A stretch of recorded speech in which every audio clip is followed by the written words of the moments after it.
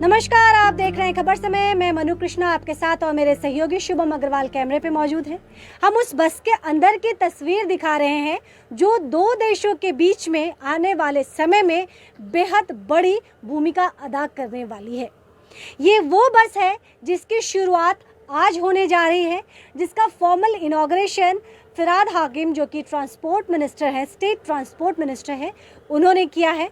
मैं आपको पूरी जानकारी इस बस के बारे में दे दूं, क्योंकि जानकारी आपके पास होगी तभी आप यात्रा कर पाएंगे या आपके अंदर की जो जिज्ञासा है वो शांत हो पाएगी।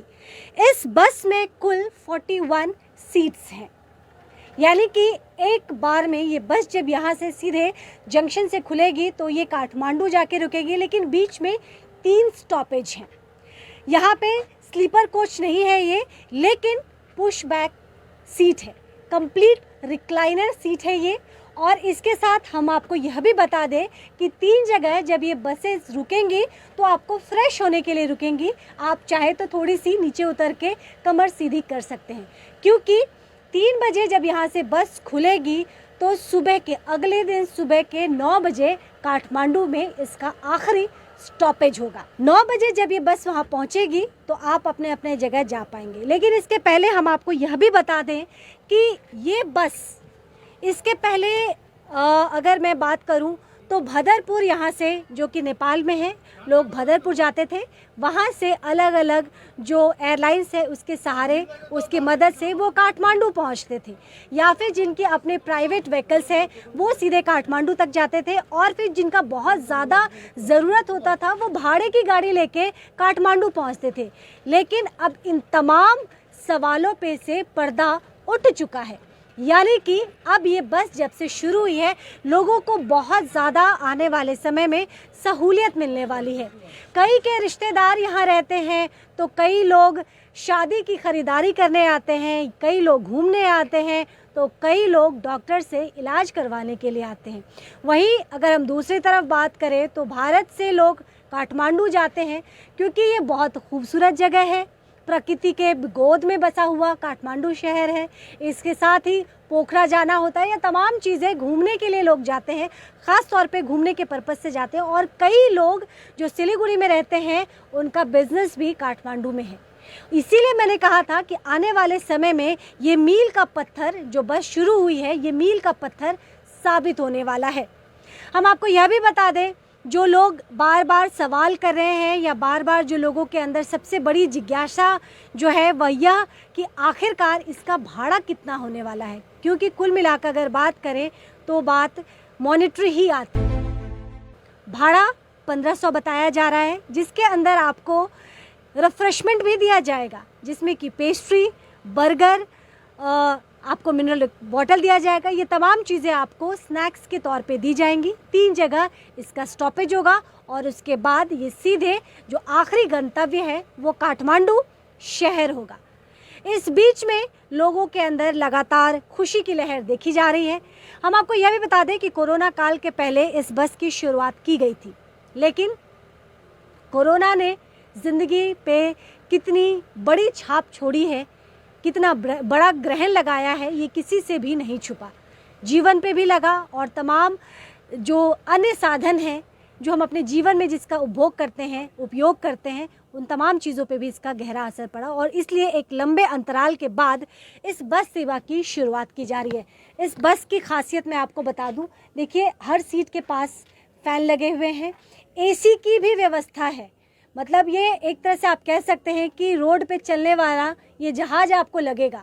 कर्टन्स लगे हुए हैं, यहाँ पे एसी की व्यवस्था है। अगर आप एसी का इस्तेमाल नहीं करना चाह रहे हैं, कूलिंग ज़्यादा हो रही है, तो आप पंखे का इस्तेमाल कर सकते हैं। कंप्लीट पुशबैक है, और पुशबैक है, ये रिक्लाइनर है, ये मैं आपको दिखा देती हूँ।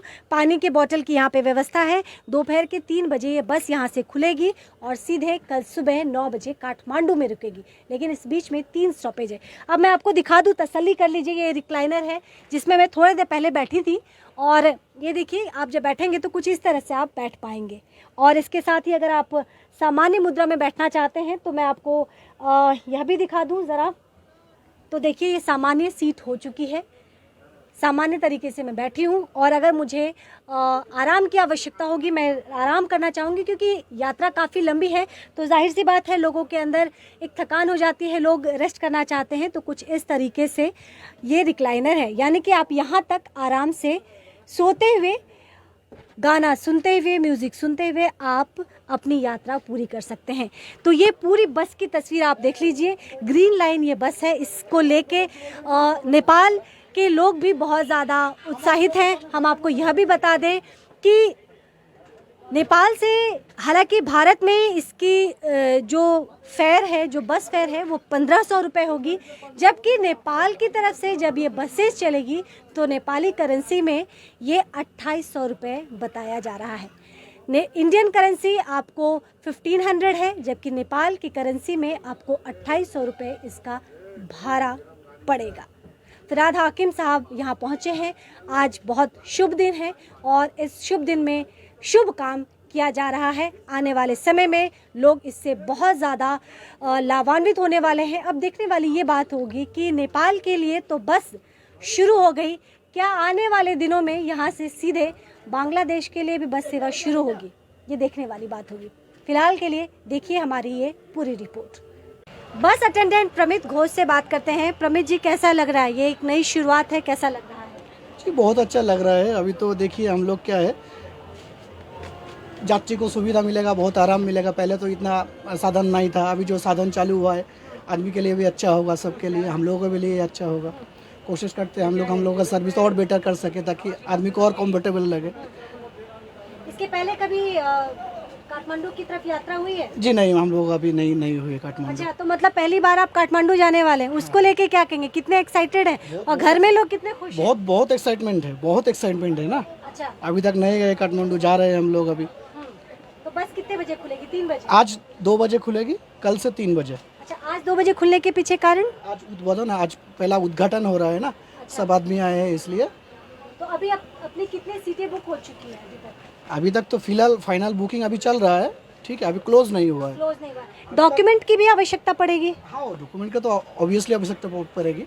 देखिए, इंडियन सिटीजन के लिए जो है वो आधार कार्ड से चल जाएगा। बाकी दूसरा जो फॉरेनर है उन लोगों को तो पासपोर्ट वीज़ा वगैरह लगेगा ही। उसके बाद इंडियन सिटीजन को आधार कार्ड में ही चल जाएगा। आधार कार्ड में चलेगा। बुकिंग की क्या व्यवस्था होगी? कैसे लोग, अगर मान लीजिए मुझे जाना है इस बस में, मुझे ऑनलाइन में बुकिंग कर सकते हैं। ऑनलाइन की तो जहाँ लोगों को सुविधा होता है ऑनलाइन से, दिक्कतें भी बहुत होती है क्योंकि कभी कभी टाइम।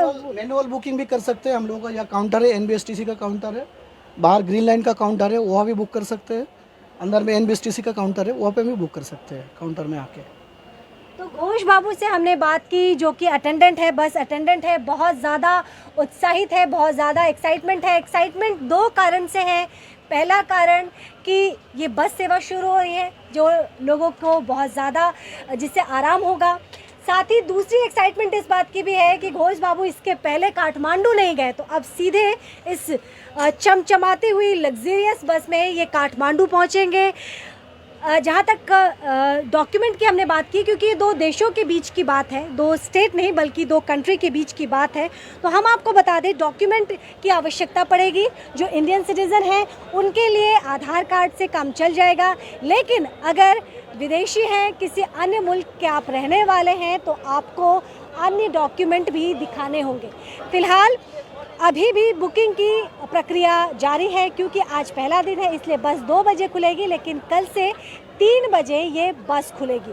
तो बस को लेके जहां एक तरफ लोग उत्साहित हैं, वहीं दूसरी तरफ जो अटेंडेंट है, जो बस के अटेंडेंट है, जो ड्राइवर है, जो स्टाफ है, उनके अंदर भी खुशी की लहर मानो हिचकोले खा रही है।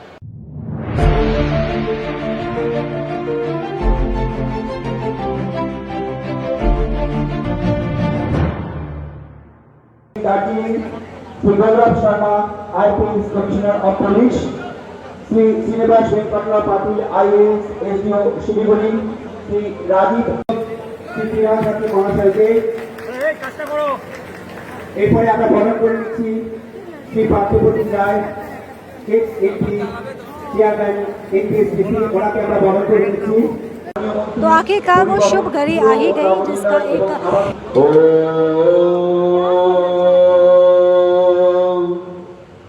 पूर्णमदः पूर्णमिदं पूर्णमुदच्यते पूर्णस्य